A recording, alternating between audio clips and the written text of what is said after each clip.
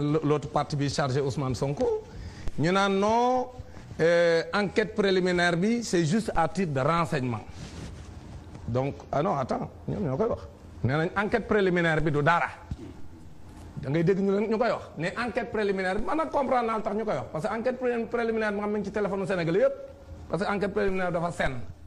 ñëpp jot nañ ci te ku ko liir ruus lu tax ngay ruus mooy lii wax dëgg yàlla buñ ci xalaat ay waxu mandat de dépôt yooyu wax dëgg yàlla waxi dof la maintenant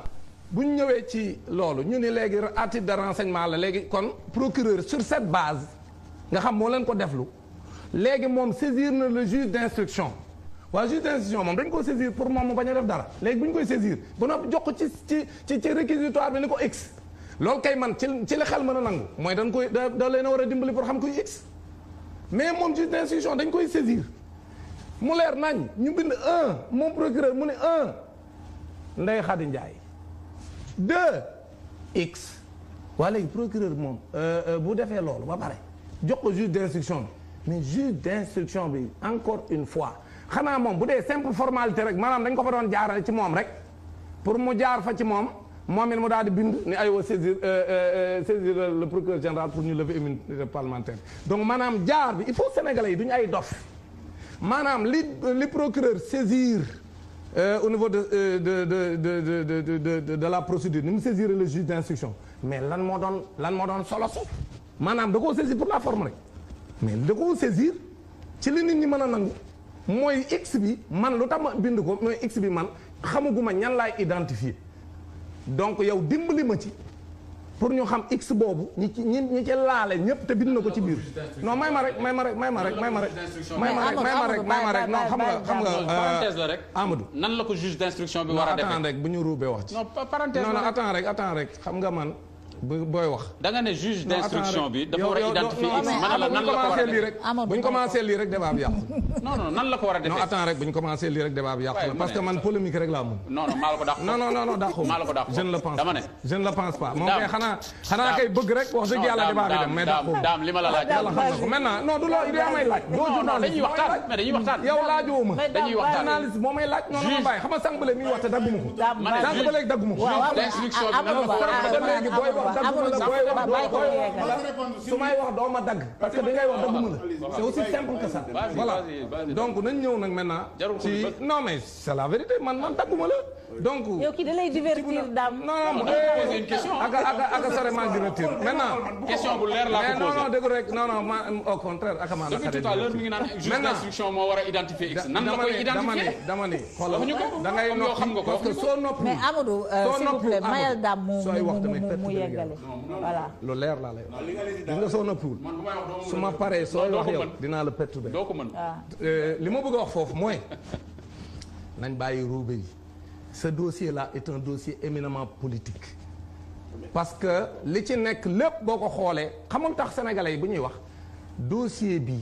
encore une fois levé président Macky Sall moom moo baat record levé immunité parlementaire parce que moom comme régime non may ma rek ma ñëw parce que régime c'est compréhensible nag parce que régime mu jaay doole la ak Moustapha Diakhaté waaw may ma rek ma ñëw non man je parle du régime je ne parle pas du je parle du régime mais moi je suis l'incarnation du régime mais même bu dee yow yaa ngi ci biir damay wax régime bi kay bokkoon nga ci ça je le sais mais moi je parle de 2012 ak maintenant nguuru président Macky Sall comme jaay doole la nekk ci réew mi ci boor bépp nag da koy jaay ay ñoñam di ko jaay ñi nga xam duñu ay ñoñam loolu mooy président Macky Sall jaay doole léegi nag maintenant yoo xam nga ci dara jaay doole rek la fi nekk jaay doole googu mu nekk nag moo feeñ ni rëj ci dossier bii lu tax sénégalais yi koo ci déglu ku ko weddi defal reportage sur le terrain am na télévision yu ko def sénégalais yi la justice est rendue au nom du peuple te gis nga peuple sénégalais bi xam lu ñu gëm ni dossier bii dara newul ci biir dañoo jàpp ne boo dégloo li ñëpp wax enquête préliminaire bi nga xam ñëpp jotuñ ko seen téléphone ku ci ne ñu déglu ko li mu wax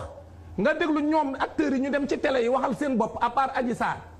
ñoom acteurs yëpp ku ci ne wax da ngay gis mu leer nañ non may ma rek même Sonko a parlé dans la presse ñoom ñëpp. non ci enquête ñoom ñëpp non waxuma la ci enquête dama la enquête bi boo dégloo ñëpp sauf Ousmane Sonko qui a parlé par